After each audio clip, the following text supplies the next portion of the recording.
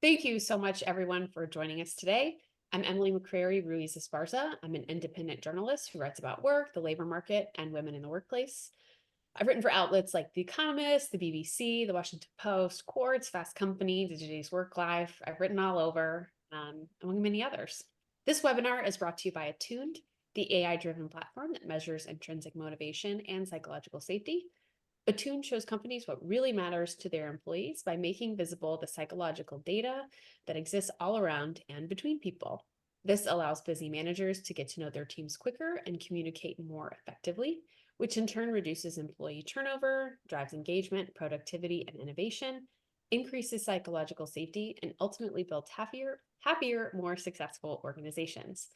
In today's webinar, we'll be discussing what motivates us to climb the office hierarchy versus what motivates us to pursue a lateral move, how factors like gender and race affect our ability to make the career changes that we want to make, the behaviors that facilitate versus undermine our advancement and capabilities, and how employers can create an environment in which people feel secure to compete with each other and grow as individuals, while at the same time supporting the common good. I'm joined by Charlene Case, an assistant professor of management and organization at the University of Michigan's Ross School of Business, and Megan Wheeler, a learning and development expert with a background in industrial and organizational psychology and the founder of the leadership consultancy Spoken. Before we wrap the top of the hour, we'll probably take a few minutes at the end for a Q&A session with our panelists, but we're also happy to take questions as they come up during the hour. So please feel free to submit those at any time using the Q&A function at the bottom of your Zoom screen. Before we meet our panelists officially, I'd like to begin with a quick poll. If our Attune team will put that up. And what I would like to know is how confident you feel in your ability to make the career moves that you want to make. Very confident, somewhat confident, not confident at all, or maybe you're not sure the career moves you want to make. I expect that to be somewhat of a common answer. So let's get started. Megan, tell us about who you are and what you do and a little bit about your background. Sure. Hello, everyone. My name is Megan Wheeler. My background is in industrial organizational psychology. I currently have founded the leadership consultancy called The Spoken, out of the belief that leadership and learning development really comes through dialogue and through conversation, as well as skill acquisition. My background really encompasses starting up leadership programs, learning and development programs, and working as an executive coach and leadership trainer for over 15 years. So I was really excited to partner with Emily and Charlene on this webinar to really discuss what gets in the way and what are some opportunities that not only individuals can utilize in terms of growing their career, but how can organizations and organizational leaders really looking at building environments that support that kind of growth as it continues to adapt and change with time. Thanks, Megan. Charlene. Hi, my name is Charlene Case, and I am currently an assistant professor of management and organizations at the Ross School of Business at the University of Michigan. My background is actually in social psychology. That's where I got my PhD, with an evolutionary lens for understanding how humans' deep-seated motives really affect the way we interact with others, the way we strive for hierarchical positions within our hierarchies, how we collaborate, and how we compete in order to fulfill our most basic and fundamental needs and goals that we have.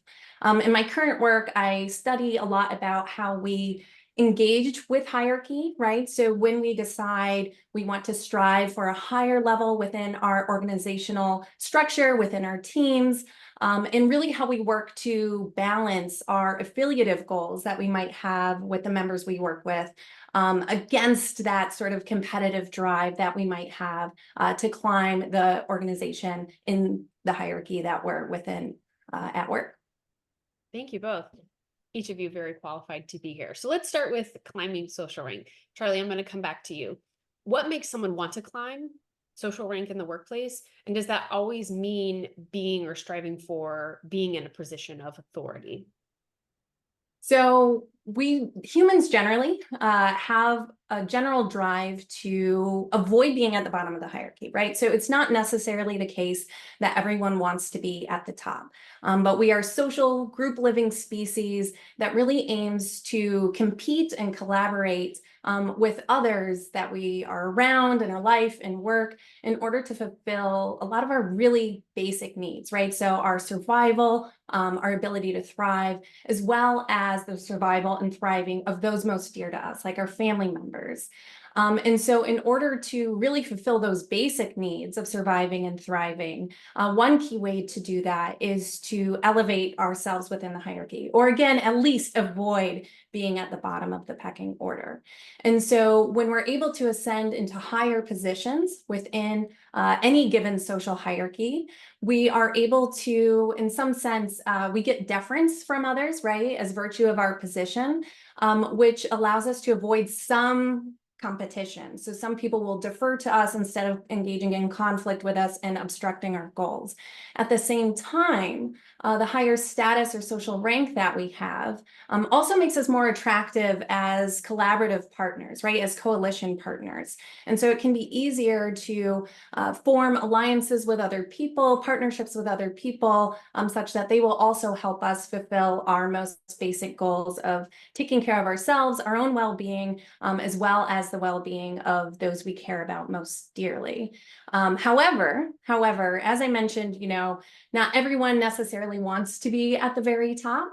And there might be some competing drives we have in terms of maintaining social relationships with, those that we see sort of at our peer level, rather than, ascending above them in that way.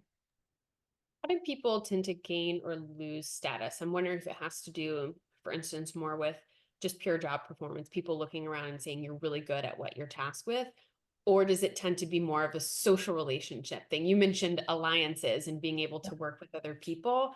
Which do you think contributes more, or maybe in different circumstances?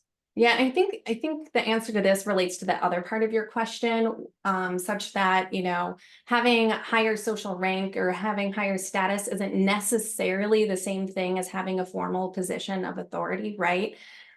So in my work, we distinguish between power and status. So, people generally colloquially, when we talk about status, we talk about social rank, really, like those that we see at the top of some sort of hierarchy.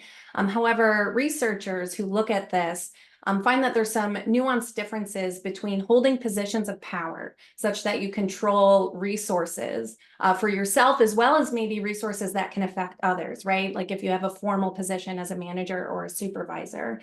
So that's sort of the power that you might have, that control over resources. And that can be compared with having respect and admiration, which is another aspect of status, which is more about the freely conferred deference that you get because people see you as someone who might have good, traits, abilities that really help the group succeed, right? Maybe they really value the wisdom that you offer to the team. And so power and status in the sense of respect, they often come together, but they also can be somewhat divorced. And so when we're thinking about losing status, it might depend on which form of this you're talking about, right? So of course, we can lose formal positions of authority if we are moving out of a role where we have that control, right? Where we have the ability to make decisions for others and move resources around. But we also, generally, when people are concerned about status, they're thinking about, in the eyes of others, how others are seeing me. And that falls along the lines of this respect. And generally, if someone is behaving in a way that runs counter to the values that whatever the current group has, that can cause them to lose the respect and esteem that they have in the eyes of others. So generally, that means behaving, selfishly or antisocially. No one really likes that. But it could also mean displaying incompetence in whatever value domains that the group really cares about, right? Things along those lines can also cause us to lose status in the eyes of others. And then getting to something that I think we're going to talk about here quite soon, there's also, you might change your position, right? So if we're thinking about the career lattice and you're moving into another team or another role, a lot of the status that we've accrued in whatever group we were a part of before might be somewhat lost, right? And we have to build it back up. So that can be one thing that can cause people to be concerned about changing their path. Because you really need to build up that rapport with the team, as well as display, your value contributions to that team in order to get that status. So it's not so much a loss, right, in an absolute sense, but when you move groups, you might have to build it back up. So there's a number of ways in which we could lose that sort of status that we have in our groups. Yeah, I mean, I guess social capital is sometimes how it's referred to. And losing that when you move, you don't have a reputation or a rapport with your new colleagues necessarily. Is there anything that you've observed that would motivate someone to deliberately pursue a lower social status in the workplace? You mentioned things that can just naturally cause demonstrating incompetence, exhibiting antisocial behavior. Do you find that there are reasons that people prefer to maybe ladder down a little bit in terms of status? Yeah, well, being at the top means a lot of eyes are on you, usually, right? And especially if you have formal decision-making authority at the top, that can be quite stressful, right? And some people handle that stress better than others. Because, when people are watching your decisions and evaluating whether or not they approve of your decisions, for some people that can cause a heightened amount of anxiety, right? So to know that you are not making everyone happy, for instance. And so sometimes people don't want that pressure. They don't value having, that sort of autonomy to make decisions as much as they value maybe having the close relationships with their peers, right? So the decision of whether or not you want to take an authority position over your current peers is one that could be really tied to our social motives. So I think some of the big things is we think about, okay, what other motives that I have might be thwarted or hindered by me climbing into that rank, right? And what sort of stress would this bring to me? And a lot of that might depend on the organizational culture as well, right? And what it means to be a leader in that particular organization. So in some contexts, it might not be as risky as in others that might be really competitive, or you're forced to make quick and hard decisions that won't make everyone happy. So I think a lot of it goes back to, what other motives are really active for you, and does climbing the hierarchy potentially pose a threat to those other things that you really value? Mhm. Megan, I'm curious with the clients that you work with in leadership, how often do you find that folks who might be headed in that direction express trepidation about that move upward, especially in the context of maybe working with people they've worked with for a long time? Oh, this is huge. And I even to add to Charlene, what you were saying about this idea of it's so natural for humans to either want to compete or collaborate. I would add the alliteration of also just comparison. It's just humans by nature are a comparative species, and that's not necessarily bad. It's what do we do with that comparison? So the idea of moving up a ladder, or kind of going into that sense of I want to have a sense of growth. I want to take on opportunities. Really knowing their inner values or their inner motives can be really helpful with individuals, as well as organizations who are supporting individuals with that sense of growth. So a couple of things I notice, and I also would recommend teams really look at is knowing what people's values and motives are. So for some, it is kind of getting into that position of power. For a lot, there's also the sense of learning, of acquiring skills, and then working with organizations to really hone in not only what is the organization's definition of growth, is it a ladder, is it a ranking adjustment, or is there another definition that organizations can utilize that they can even implement during onboarding, during hiring, and then throughout the performance review process. And then with individuals, it's really having them self-reflect even on a regular basis, because those motives might change depending on family needs, depending on other things that are going on. Their motives might change. And so really having them self-reflect on not only what are their strengths, what are their opportunities, but what are the things that are important to them, and how do they personally define that sense of growth. And then you can work with them on how to best work with potentially managing what were their peers, what are the other fears, the trepidations that they might be feeling as they think about that sense of growth. I've definitely worked in organizations where the only way of growing really, and even achieving, for instance, a pay raise, is to move up into people management positions. And I Hmm. feel like that was so limiting. I'm not particularly interested in that. And I felt like I was stuck. I wouldn't be recognized with greater responsibility. I wouldn't be recognized with even a pay bump unless I were willing to manage people. And I feel like that, personal opinion, that's really not helpful because you have a lot of people who can contribute a lot more and be really good individual contributors at all levels. And Yeah. just forcing workers into people management positions can go horribly wrong Yeah. because you just think, oh, well, there's a tenure factor. You've been here for 5 years. The natural thing to do is just to start managing people, and some organizations don't even bother training people on that or evaluating whether those skills are really there. Yeah, Go I think this is a really super poorly. common conversation and definitely still a gap within organizations. I think for folks that have probably signed into this conversation, probably well aware that to be a really great individual contributor, subject matter expert does not make you a great people manager. They're very different skills. And so really having those conversations, I think some not only industries do this better, but even some departments within those industries. So where I tend to see a lot of thoughtfulness in that sense of growth is in the engineering departments. There's a lot that we can learn from that kind of mindset where you can become an expert at subject matter expert or individual contributor and not have to move into people manager. Where might we able to replicate that kind of growth in other departments? I love helping organizations think about that, borrow from other departments within the organization to really frame out the ladder versus lattice kind of conversation. Mhm. Yeah, and I We could, think related to that, if I can jump in, related to that is potentially this concern over having that like formal authority where you have these formal direct reports. I could see a lot of people being happy to grow into sort of like a mentorship capacity where, you know, other maybe more junior team members do come to them for advice, right? And being more okay with that level of people management rather than deciding, you know, who's working when and the firing, hiring, what have you.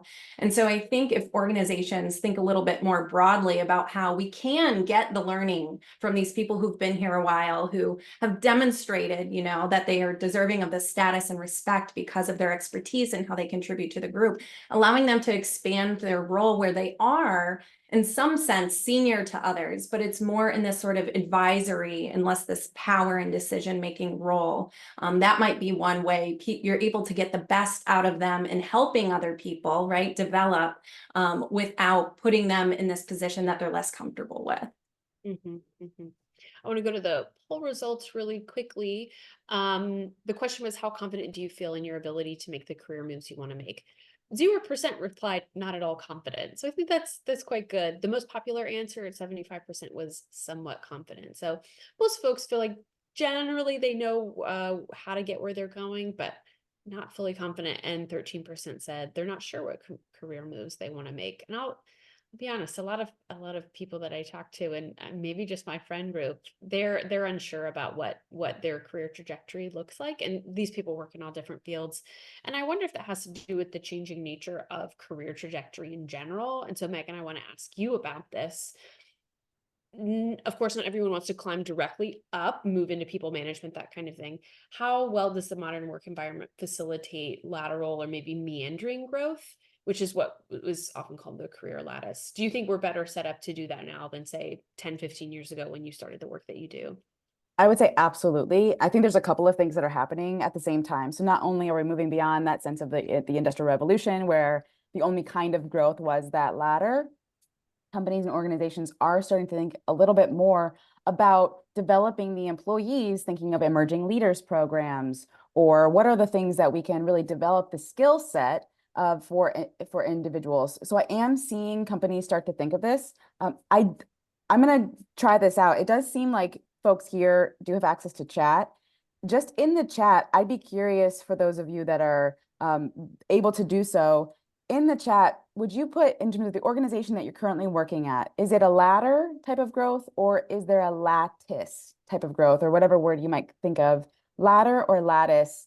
In terms of the organizations that you're currently working in, I would, without seeing the results or seeing what's coming in, I would gather that a lot of organizations are putting more effort into that sense of lattice. So that's things like job rotations. That's things like Charlene was mentioning, the sense of mentorship. That's definitely helpful of having those influencers who are maybe not necessarily in the places of authority in the organization, but they just embody the values. So organizations that are really helpful with this new kind of growth are organizations that have defined values, they communicate those values, and they also evaluate on those values. So performance reviews aren't just simply, are you hitting your metrics, but also how are you embodying the values? I'd say at the same time that organizations are thinking about all of this, the way that people working is changing drastically. I don't know what's causing it. I have my hunch of the pandemic being this impetus of everyone working remotely, figuring out how they want to be more flexible potentially in how they're working, as well as so many different roles exist now that didn't exist 5 years ago. The pace of progress and innovation is so fast. Individuals are figuring out how to potentially be a part-time or fractional worker without necessarily having to go to the office every day. So there's a lot that's changing all at the same time. And there's been like, the year of it, there was the employees year. And then there was, last year there were a ton of layoffs. So it was really all about what did the organizations want, what's in their favor.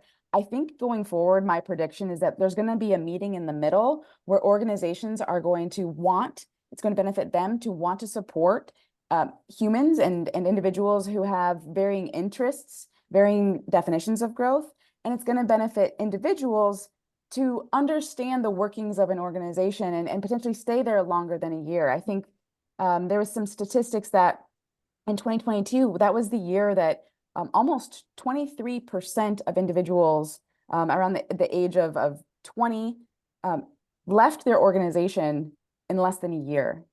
And if we look at the Gen Z or younger millennials, 74% of those individuals are searching for a new job or planning to go into a new job. So there's just a lot that's happening at the same time. Yeah, that's certainly something I've reported on too, is the struggle for employers to retain.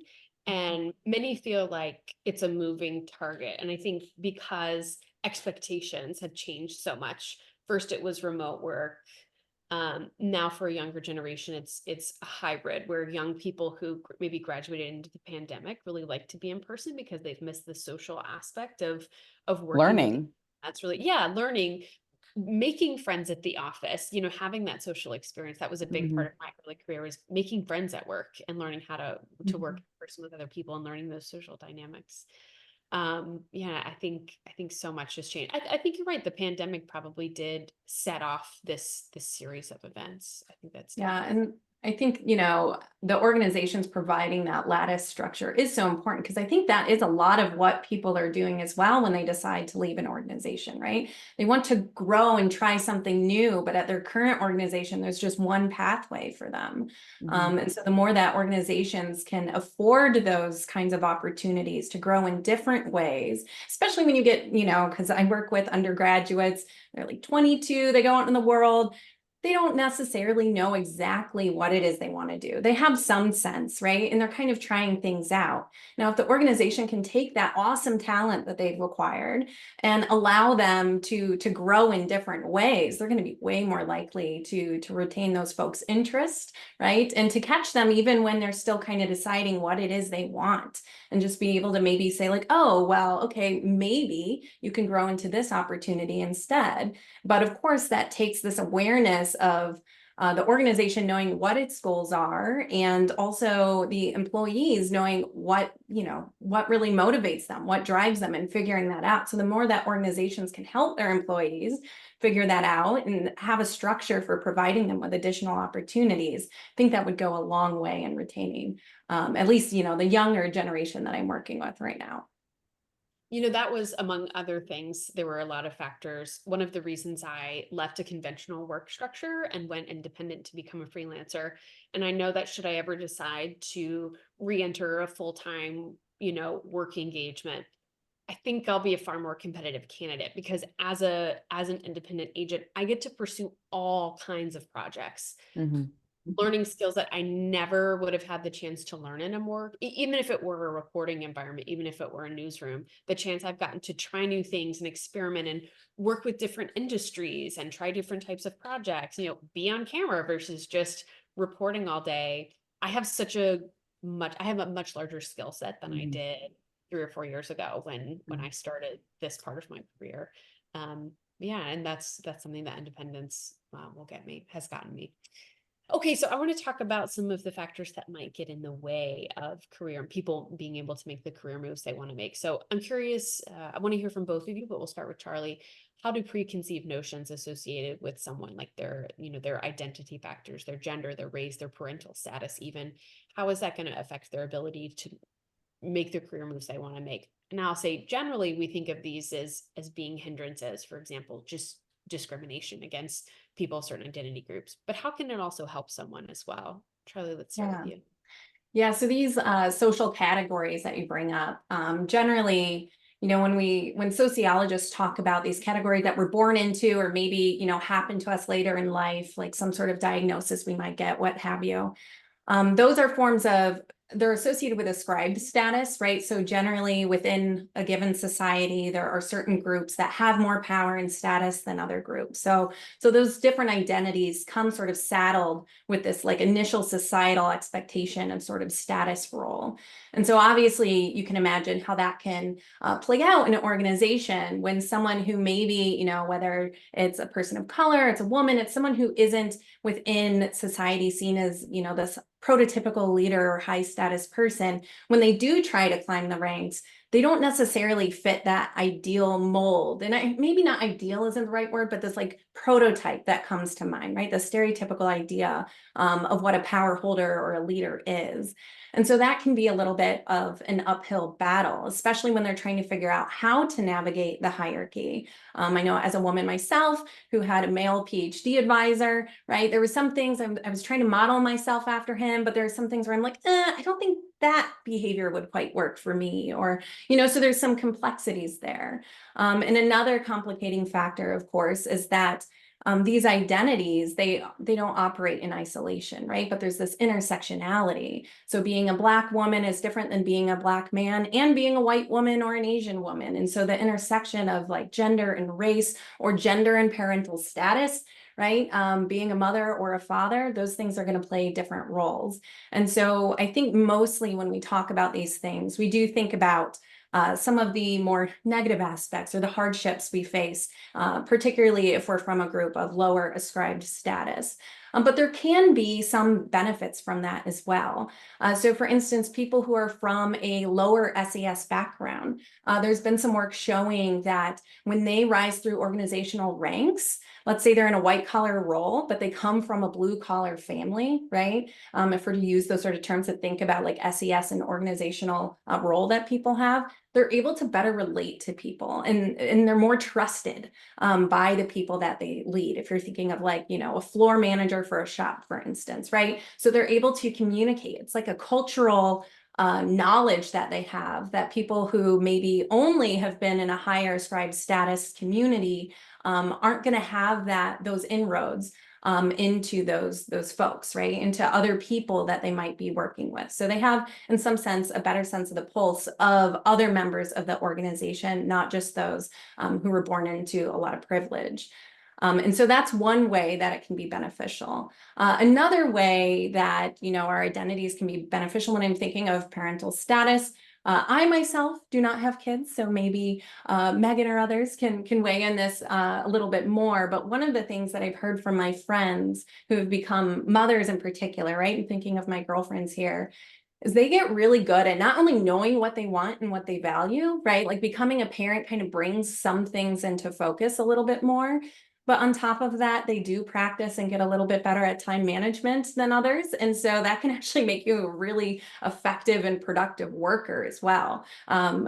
Generally, people tend to stereotype, like, oh, like mother is going to be drawn away from work. In some sense, they have more purpose and know how to use their time. And I'm sure this goes for fathers as well, right? Just speaking on behalf of what I heard from my female friends.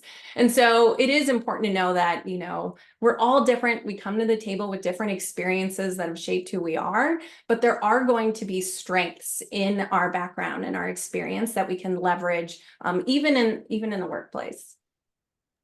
I think this is huge. I feel like I sit on mute on purpose to not just be like, yes, absolutely. So many things to add on to this. Um, the So if you think about the intersectionality, there are so many different experiences and identities that people bring to the workplace. And if there isn't anyone else in a position of power or in a decision-making mode that has the like me-ness, it does become very hard to feel like they fit in or to know like necessarily what that career growth might look like. So organizations that can support mentorship opportunities, that can support ERG opportunities, employee resource groups, where there are opportunities and ways for folks to connect with others who they admire, they can look up to, and who can support them in their own growth as well. The idea of bringing that sense of diversity, I am a mother. I have two very young children. Not only have I felt this, but there's data that shows that the brain of a mother or the primary caregiver literally changes and doesn't go back to normal after childbirth. The amygdala will gets larger. So not only does that help in terms of thinking of empathy, thinking of reading the room, understanding others, but that sense of time management that Charlene mentioned is huge. So not only is time management a totally factor that I had no idea until becoming a parent. By the time someone logs into their computer or shows up to work, they've had already a full day of getting things organized and getting the little ones ready for getting out the door before they even show up to work. So there are so many things that people can be able to bring to the workplace if it's embraced. So I think one of the things organizations can absolutely do is create those inclusive cultures, celebrate that sense of diversity, not from a sense of tokenism, but from a true sense of bringing in and benefiting from the different experiences and the different identities that people have. I want to talk about motivators for career development. And I'll put this in the context of some of my own motivators, which I mentioned a moment ago, and being an independent agent, my desire to learn new skills, to enter a field. Before being a journalist, I was in corporate editorial, so it was very different. But I felt that was the only way I could change careers into what I wanted to do, is to do it independently. So I actually took the Attuned assessment. If our Attuned team can put up my results. I thought this was actually a really accurate read of me. 94% status and autonomy is what motivates me. I mean, yeah, could not agree more. Status as evidenced by my showing everyone my herringbone floor in my house right now, but also in my ability to say, I've worked for these great publications. I've achieved the career that I want to achieve. And I felt like I was able to do that only independently. And also having that sense of autonomy. I get to choose my projects. I get to pitch the stories that I write.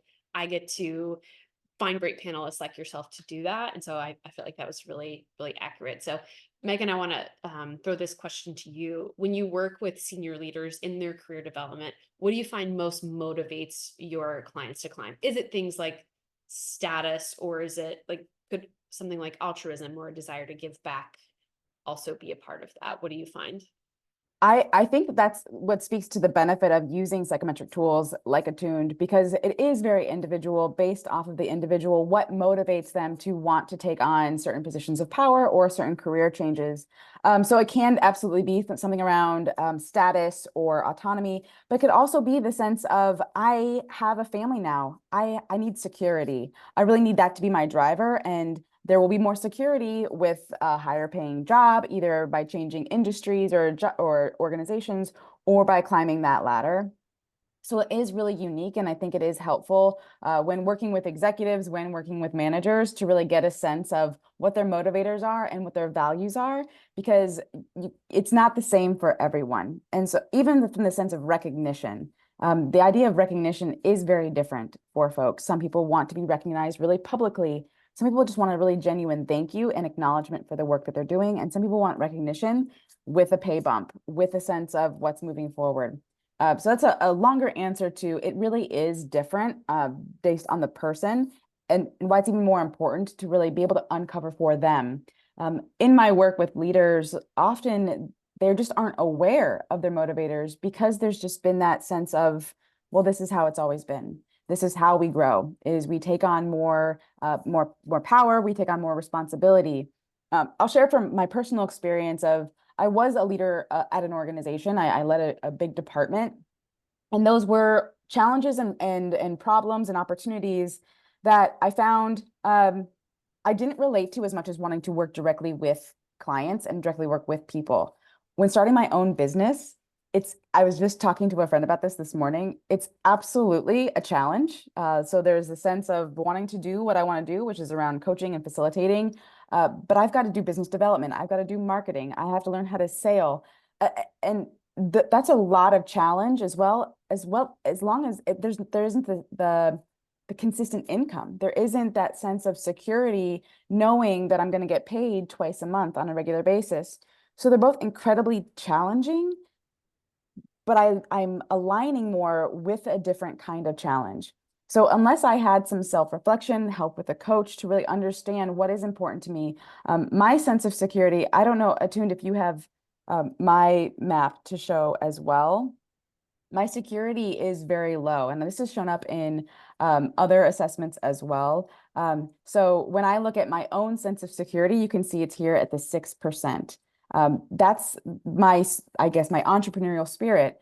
And this is going to be different depending on which leader or which person you're working with. I'm looking at this now to see if there's anything else to point out around financial needs, around competition. I think when we were kind of comparing our reports earlier, there was some alignment on, we're all pretty competitive, which would be fun if we kind of got into a sense, oh, Charlene's not competitive. So that sense of what board game night would look like. Yeah. And I fully agree that having some sort of insight through instruments like this is very important. And here's mine here. So again, the status is up there, right? So I'm there with you, Emily, on that sense. But it's coupled with feedback. And it was interesting to me as I was taking this, because in my work, I study these different orientations to how we try to, get into positions of greater social rank in our organization. And one of them is prestige, which is about that acquiring that respect and admiration. And I know this is me search because that's in my own scales. I rank high in that prestige orientation. And here I see that in status and feedback, right? So that drive for getting that respect and admiration. And the feedback's a big component of that because it's being recognized by other people. So when I think about the other facet that I study, which is this more dominance orientation, which is a little bit more about having I think the financial needs would tap into that a little bit here. Having that source of security of resources that one could use to get what they want. But also I think autonomy would fall into that, right? And so maybe some autonomy for myself, if I feel secure in my resources, I feel like more in control of my own destiny. But also that aspect of I want to be able to make decisions, like maybe for other people as well. And so it was really interesting for me to take this because I could see how it maps onto some constructs that I study in my own research, and also is in alignment with my self-evaluation on those other scales. And competition for me is really low. So I'll be catering your guys' game night, I guess. Just tell me I did a good job. Yeah, exactly. You want the feedback. Okay, let's change gears a little bit. I want to talk about some practical advice for employers. So we'll start with Charlie. How do you create an environment in which workers feel secure to compete with each other and grow as individuals, while at the same time feeling like they're like really contributing to the common good and not doing so just to step on other people, I suppose? Yeah, so this question is interesting for me as being someone low in competition, in part because there are different kinds of competition, right? So I think the organization really needs to think about what it is they're trying to get out of competition. If they think, they want to get more competition among their workers, and they have to think about whether whatever their goal is they're trying to achieve with this is something that can happen on the efforts of individuals, right? Competing as individuals, or really requires that collaboration. Now, for people like me who are lower in the sort of like me versus you kind of competition, right? We probably would shy away from those kinds of situations in which it's like you versus you, who gives the best slide deck, or, you know, whatever sort of thing you might be competing on. But if you're able to make it a more team-focused competition, so maybe you have people on various teams. It doesn't necessarily have to be the team that they work with day to day. Again, it depends on what you're having them compete on. If you have them working on teams, then that can really foster that collaborative learning and development, right? Because they're working together for a shared goal, which should help hedge against some of the downsides that we see of competition, where sometimes people take the competition in a way that they're willing to engage in counterproductive work behaviors in order to undercut others in order to, you know, win or receive whatever accolades. So I think having team-based competition will allow more of that collaborative learning and that pro-social behavior, at least within the teams, maybe a little competition that's not so great between the teams. And it also will allow, you know, if there is a clear winner, the individuals to save face, because it's not them out there who just lost the competition. But it really depends on what motivates your employees, right? There's other ways you can think about having employees compete as well. One might be to take, you know, if there's some benchmark, I don't know, sales, something from last year, and you're able to assess last quarter, you know, if we're to divide it by the individuals working on this, each person got this amount of sales, right? And then people can individually try to beat that benchmark from before. So it still feels like competition because they're competing against the average of their group from last quarter, but it's less of that me versus you. And another way that you can implement it is actually have them compete over some sort of group benefit, right? So for instance, like the number of assists that they give someone. So like if someone is trying to make a sale or trying to, you know, do whatever in the organization that might require some help, if you really help that person, maybe they make a note, this person helped me, and then you get some sort of like, you know, kudos. You're competing essentially for how much you're helping, a sort of competitive altruism in a sense. So there's a lot of things to think about, I think, when we're thinking about competition, especially if we want to avoid some of the downsides that can happen that kind of spiral into conflict. And a lot of it comes down to being really clear about what you're trying to achieve with the competition, and also having a good understanding of your employees and your organizational culture to know how that might play out in your given workplace. I love what you mentioned with that too, of just even having it. It may vary and it may depend on the level of the organization that you're looking at, but having those individuals really understand their own level of competition, having organizations know what they value out of that competition, so they can be forthright, whether that's during interviewing and onboarding, of the competitive nature of that department, that role, or that organization. When working with executives, this is something that I'm actually working on with a team right now.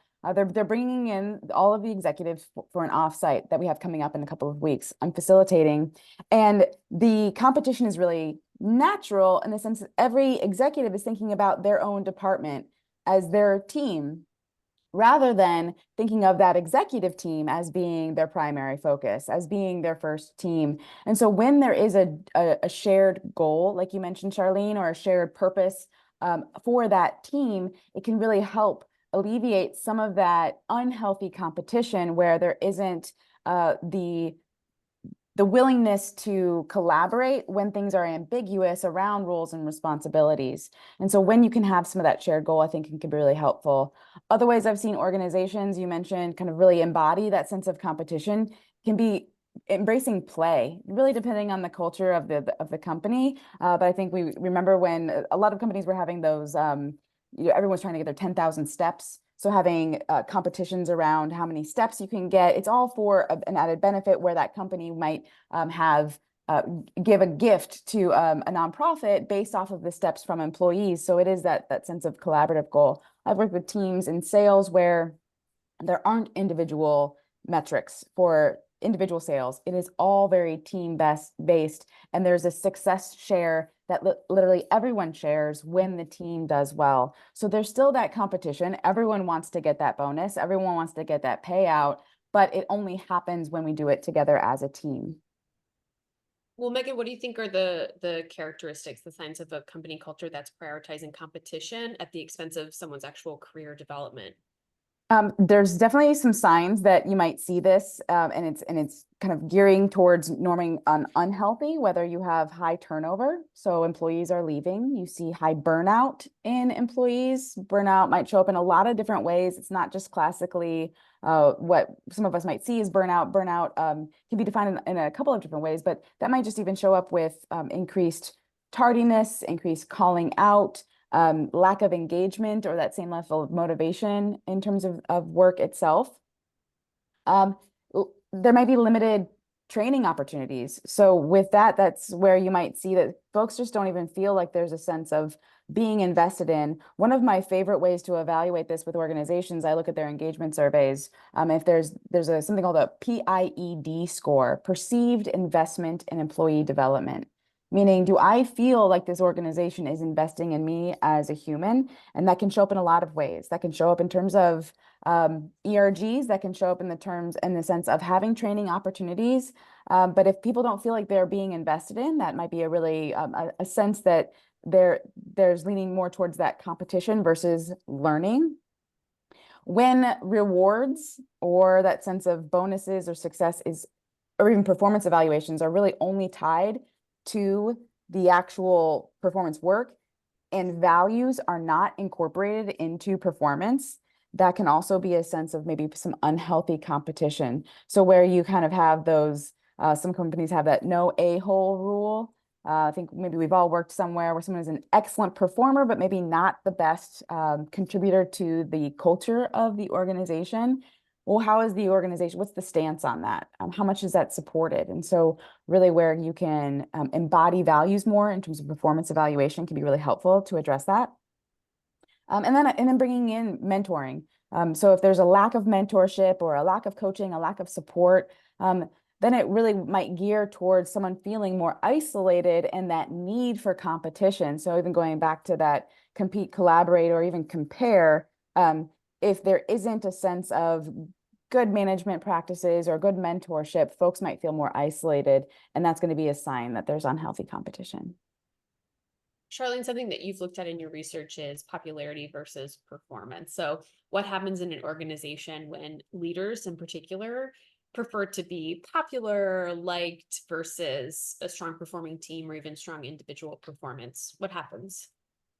Yeah, so that can be a tricky situation, right? So particularly people who are high in prestige orientation, they fall victim to this. So these are people who generally we see them as good leaders, right? Because they actually care about what their direct reports think and feel and how they're doing.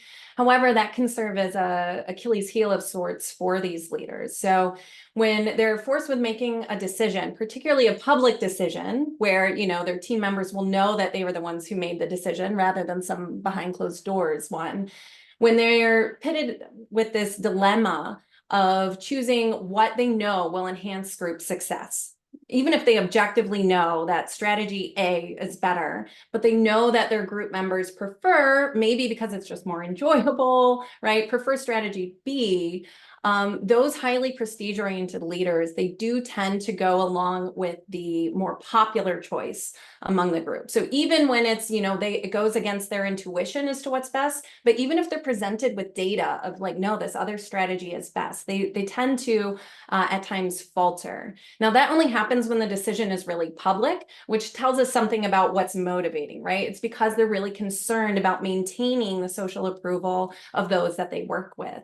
And we actually find that it's their motive to maintain these quality relationships, this high social approval that can drive them to make those decisions. And it also manifests in contexts where they might be in a position of giving one of their direct reports constructive criticism. So we find that highly prestige-oriented leaders, they get pretty worked up and anxious when they're anticipating having to provide a group member with critical feedback.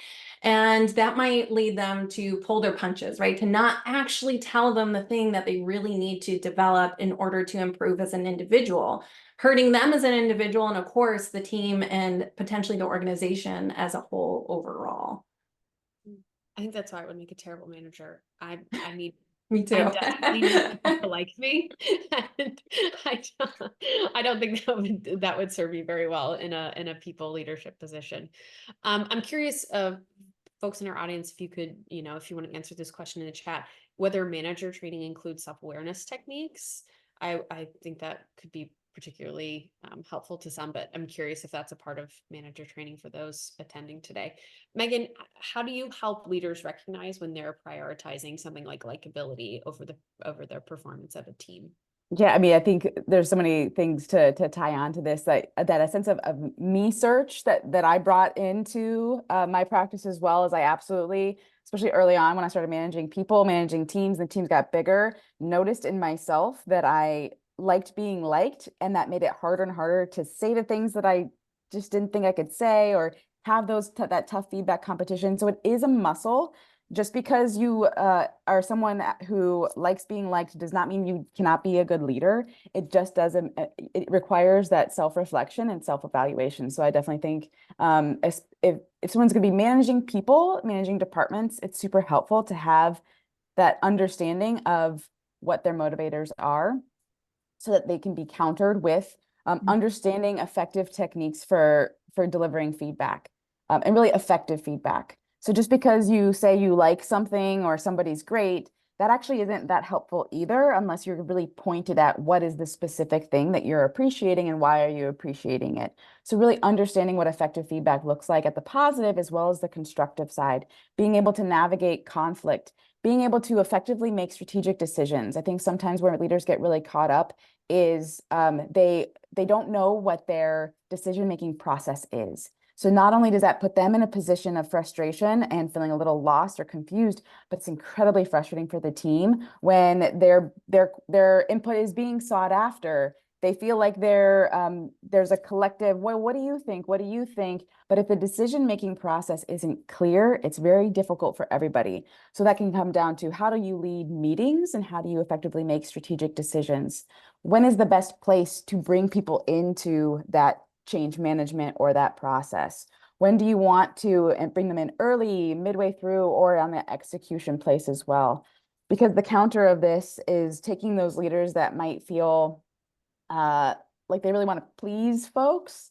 And so the pendulum swings to being super hard, not taking in anyone's opinion, trying to make really tough decisions solo. Well, that's not going to work too well either when it comes to leading changes and navigating the people that are coming across those transitions. So having a mentor or a coach that can really help folks understand how to bring in stakeholders, how to bring in people, so that there is that sense of autonomy, they're bought in, they're motivated, but there is still clear decision-making process along the way. So I guess just to conclude, it would be self-reflection, clarity in terms of how to effectively handle feedback and conflict, and clarity around how to make decisions can be super helpful for leaders who may be in the people-pleasing spectrum. What were some of the questions you asked yourself personally, or exercises you did when you were dealing with that, finding that you really liked being liked? What was that me search that you did?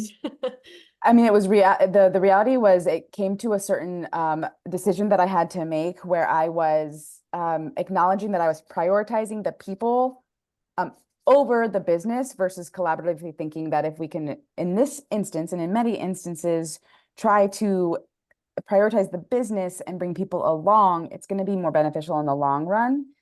So when I was navigating a reorg, I really wanted to keep everyone happy. And that's just a really helpful lesson that I learned, is that that's impossible. When leading a lot of people, it is not my job to make sure everyone is happy. And it is not my job as a leader to manage other people's emotions. That was a big lesson learned. And that was my aha moment of, oh, I think this is more important to me than maybe I thought it was. and had me kind of do some reevaluation of how much do I want to continue leading large departments of people where I cared a little too much about their hearts. And I make a little decisions probably based off of heart over head as well. I think that's going to be difficult for a lot of organizations who are asking their people managers to do so much. There have been a lot of really good articles lately about how some managers are effectively expected to be therapists to their workers, and how that puts them in such a sticky situation, not only ethically, but also is just the need to be a leader and to make difficult decisions, and to, it's going to be really hard to be a therapist to your employees during a reorg, which is uncomfortable and difficult for everybody involved. The manager is not deciding, hey, we're going to reorganize the company. That comes from the very highest ranks, but yet they're penalized for it. They're also the ones who are having to deliver the news that folks are going to be cut or moved. It's just so complicated. So yeah, employers who are asking their managers to do a lot more, might be good to pump the brakes and realize that they may be tasking their people managers with impossible things that are hindering their ability to lead a business operation really well. And I think what you bring up there is super important to note, which differentiates management practices from coaching versus therapy, which is that for both coaches and for therapists, the outcome doesn't impact them. So when you ask managers to act as coach or therapist, obviously there are some great techniques of being curious and asking open-ended questions and really empowering others to make decisions on their own. But the outcome of their employees' decisions directly does impact them. And so it is really distinct. And I think that's where it gets really confusing, bringing in different modes of what you're asking managers to take on.